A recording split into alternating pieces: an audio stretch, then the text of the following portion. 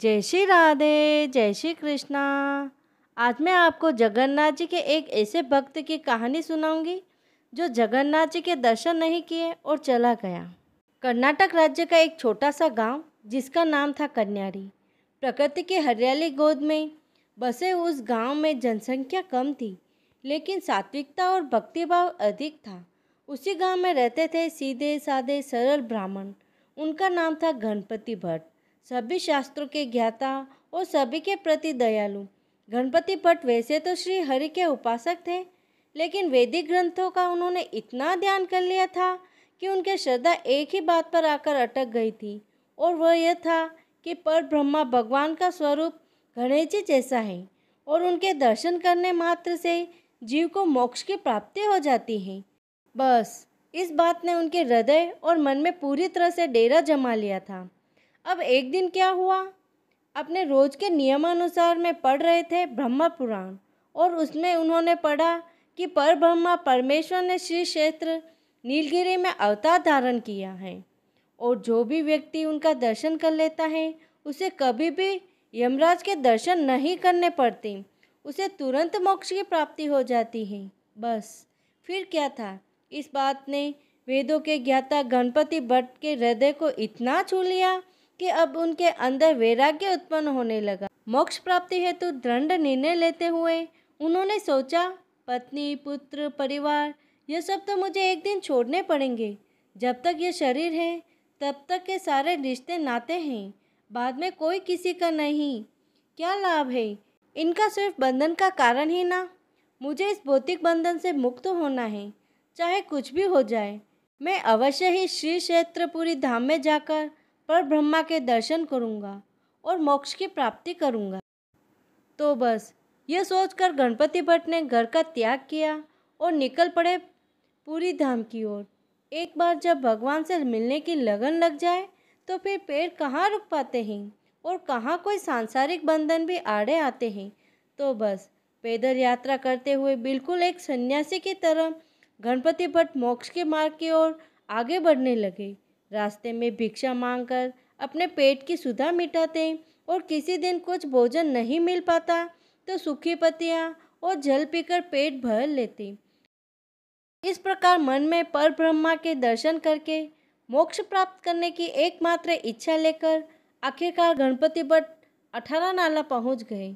हम आपको बता दें कि 18 नाला पुरी का प्रवेश द्वार कहलाता है, और जब नदियों से सभी भक्त रथ यात्रा के लिए पुरी आते थे ना, तो श्री चैतन्य महाप्रभु उसी स्थान पर खड़े होकर उन सबका स्वागत करते थे।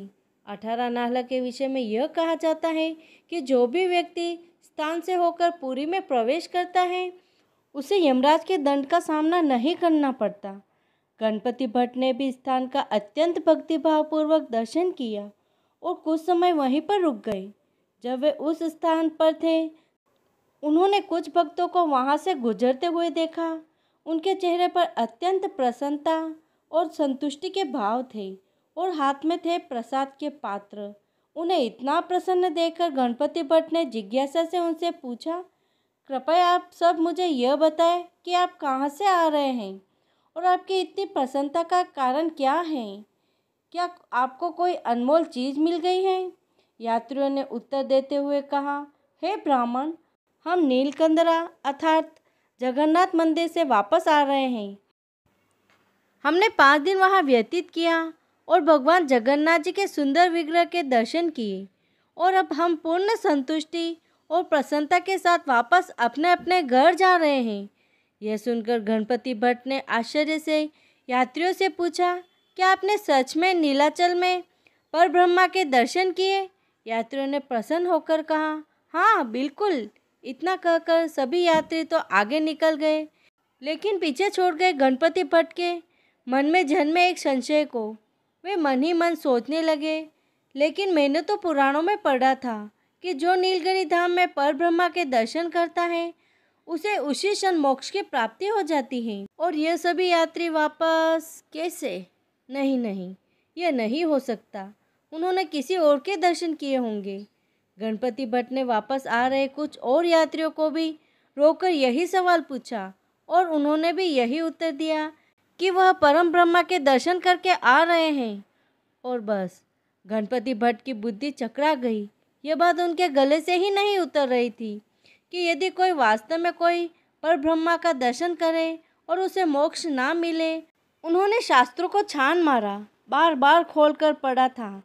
उसमें तो अभी तो यही लिखा था, पर ब्रह्मा पुरी में निवास करते हैं और उनके दर्शन करके मोक्ष की प्राप्ति होती है। इसी आशा से तो वह यहाँ आए थे, लेकिन यहाँ तो कुछ और ही बातें सुनने को मिल रही हैं। उन्होंने सोचा, इससे तो अच्छा मैं अपने प्राण त्याग दूँ। फिर उन्होंने सोचा, नहीं नहीं, शास्त्रों के अनुसार आत्महत्या करना अच्छा नहीं है। अब गणपति भट्ट पूर्ण रूप से मानसिक द्वंद्व में फंस चुके थे, पर हमारे भक्त वात्सल्य जगन्नाथ जी से यह बात छुपी कैसे रह सकती है, और अपने भक्त की सहायता किए बिना उन्हें चैन कहाँ से आ सकता है। तो बस पर ब्रह्मा जगन्नाथ जी एक साधारण बुढ़े ब्राह्मण का रूप लेकर आ पहुँचे गणपति भट्ट के पास। उनकी शंकाओं का समाधान करने मधुर वाणी में उन्होंने गणपति भट्ट से पूछा, हे ब्राह्मण, आप कहाँ से आए हैं और इतनी दुखी क्यों लग रहे हैं? गणपति भट्ट ने उत्तर दिया, हे ब्राह्मण, सुनिए, मैंने पुराण में पढ़ा है कि परब्रह्मा पुरी में निवास करते हैं और उनके दर्शन करने से व्यक्ति को मोक्ष प्राप्त हो जाता है। लेकिन अब मुझे लग रहा है कि पुरी में परब्रह्मा है ही नहीं। यह सुनकर ब्राह्मण के वेश में आए हुए जगन्नाथ जी ने पूछा, अच्छा, आपको यह लगता है, लेकिन ऐसा क्यों लगता है आपको? क्योंकि मैंने सुना है और पढ़ा भी है कि जो पर ब्रह्मा के दर्शन कर लेता है उसे मोक्ष मिल जाता है और वह उसी क्षण ब्रह्मा में विलीन हो जाता है। लेकिन यहाँ तो मैं इतने सारे यात्रियों को पर ब्रह्मा के दर्शन करके वापस अपने घर जाते हुए देख रहा हूँ। इसका अर्थ है यहाँ पर ब्रह्मा नहीं है। यह सुनकर बुढ़े ब्राह्मण के रूप में आए जगन्नाथ जी हंस पड़े। उन्होंने कहा, अरे भाई, भगवान जगन्नाथ जी कल्पतरु के नाम से भी जाने जाते हैं। जो व्यक्ति जिस इच्छा के साथ उनके दर्शन करने आता है ना, वो उनकी सभी इच्छाएं पूरी करते हैं। यह सभी जो तुम वापस जाते हुए देख रहे हो, यह सब प्रसन्नतापूर्वक वापस अपने घर जाने की इच्छा से आए थे और भगवान जगन्नाथ ने उनकी इच्छा पूरी कर दी।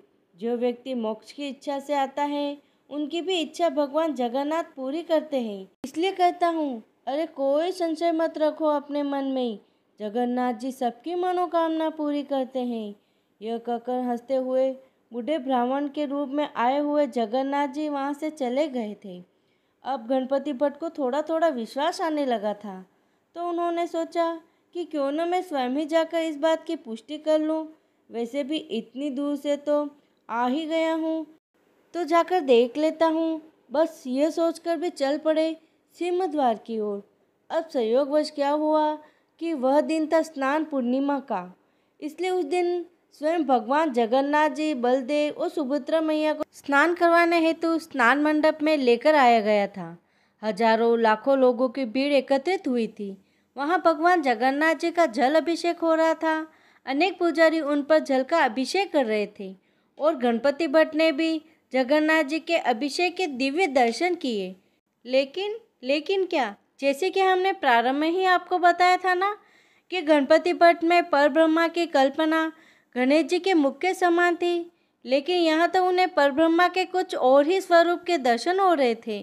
तो बस फिर क्या था, एक और बार गणपति भट्ट निराश हो गए थे, ये सोच कर के यह परब्रह्मा कैसे हो सकते हैं, और बस वे जगन्नाथ जी को प्रणाम किए बिना ही वहाँ से चले गए।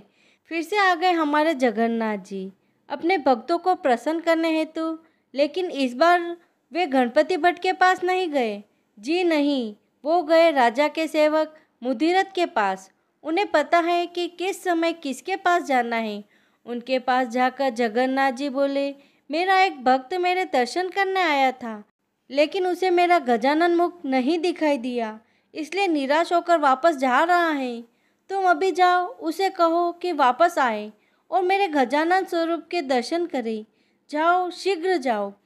जगन्नाथ जी की आज्ञा पाकर मुदिरथ उसी क्षण निकल गया और गणपति भट्ट के पास पहुँचे। उन्होंने गणपति से कहा, हे ब्राह्मण, आप कितने सौभाग्यशाली हैं कि स्वयं परब्रह्मा जगन्नाथ जी ने आपको बुलाया है। वे सबकी मनोकामना पूर्ण करते हैं। इसलिए आप इसी क्षण मेरे साथ चलिए और आपको अपने प्रिय गजानन रूप में भगवान जगन्नाथ जी के दर्शन होंगे। उसमें कोई संशय नहीं है। वैसे गणपति भट्ट का मन तो नहीं मान रहा था, लेकिन अब राजा का प्रतिनिधि स्वयं आए थे, इतना आग्रह कर रहे थे, इसलिए उनके साथ वहां जाकर उन्होंने जगन्नाथ जी के दर्शन किए तो देखा जगन्नाथ और बलराम दोनों के समक्ष गज के समान लंबी सूंड बनी हुई थी और एक सुंदर तंत्र भी था। यह देखकर गणपति भट्ट भगवान के चरणों में गिर पड़े। उन्होंने भगवान को अनेक प्रार्थना अर्पित की और उनका गुणगान करते हुए जमीन पर गिर पड़े।